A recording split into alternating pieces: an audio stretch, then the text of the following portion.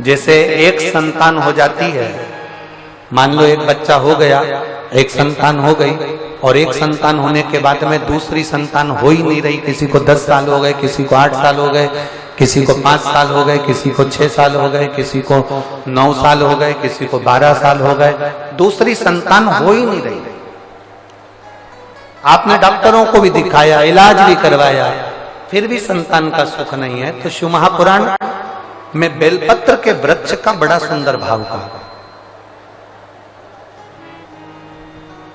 जिसको संतान का सुख नहीं है उसको सफेद आंकड़े की जड़ का प्रयोग करना चाहिए, और जिसके घर में एक संतान हो चुकी है और दूसरी संतान नहीं हो रही है, 8 साल 10 साल 15 साल 20 साल 22 साल हो गए और दूसरी संतान का अगर सुख नहीं है, तो उसके लिए बेलपत्री के वृक्ष के नीचे का एक भाव बड़ा सुंदर कहा गया। किसी भी सोमवार से आप ये प्रयोग करना प्रारंभ कर सकते। 11 रुद्र होते हैं, 11 रुद्र होते हैं। एक सोमवार को बेलपत्री के वृक्ष के नीचे जाइए और बेलपत्र के वृक्ष के नीचे जाकर एक एक रुद्र का स्मरण करें। करना क्या है, बेलपत्री के वृक्ष के नीचे जब आप जाएं तो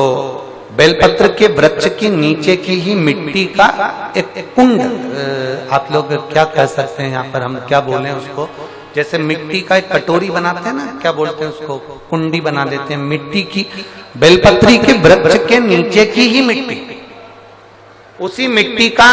एक छोटा सा एक कुंडा बना लो उसको मिट्टी का।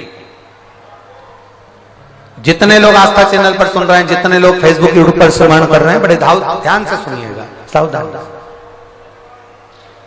मिट्टी की कुंडी बनाई, उस कुंडी में जल समर्पित कर दिया, और जल चढ़ाने के बाद में एक घी का दिया लगाकर वहीं पर थोड़ा सा मीठा, कुछ भी जो आपके पास में हो, घर में जो भी उस समय पर आपके साथ में हो, या तो दूध घर का मीठा हो, जैसे मावे का, खोए का हो, या खीर हो, तो वहीं पर एक कटोरी में थोड़ा सा रख दीजिए, और उस कुंडी में जो जल चढ़ाया गया है वहां पर उस बेलपत्री के वृक्ष के नीचे भगवान शंकर के 11 जो रुद्र हैं उसमें से एक एक रुद्र का आपको स्मरण करना है। 11 रुद्र का नाम क्या है, तो पहले नंबर पर आता है कपाली, दूसरे नंबर पर आता है पिंडर, तीसरे नंबर पर आता है भीम, चौथे नंबर पर आता है विरूपाक्ष, पांचवें नंबर पर आता है बिलोहित, छठे नंबर पर आता है शास्त्र, सातवें नंबर पर आता है अजपात, आठवें नंबर पर आता है अहिष्णु, और 9वें नंबर पर आता है शंभु, 10वें नंबर पर आता है चंड, और 11वें नंबर पर आता है भव।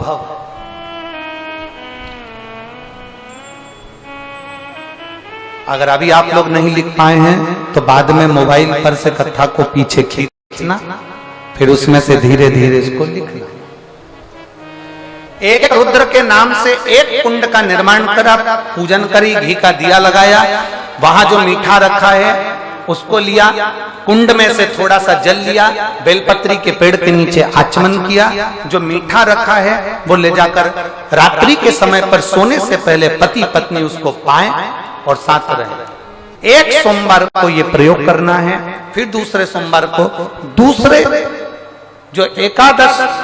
जो 11 रुद्रों का जो वर्णन किया गया है, एक एक रुद्र का नाम लेकर एक बार कुंड का निर्माण करना है। दूसरे सोमवार को, जैसे एक बार आपने अगर कपाली नाम से पूजन करी, दूसरे नंबर पर पिंडरल नाम से पूजन करी, तीसरे नाम पर भीम नाम से, फिर आप विरूपाक्ष नाम से, ऐसे एक एक सोमवार करना है, 11 सोमवार। और 11 सोमवार जैसे तुम्हारे पूर्ण होंगे,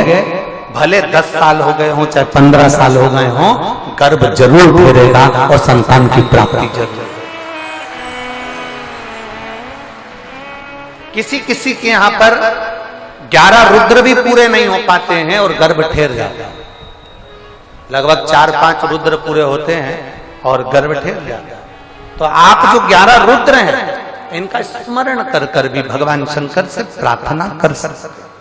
भगवान शिव से प्रार्थना कर सकते।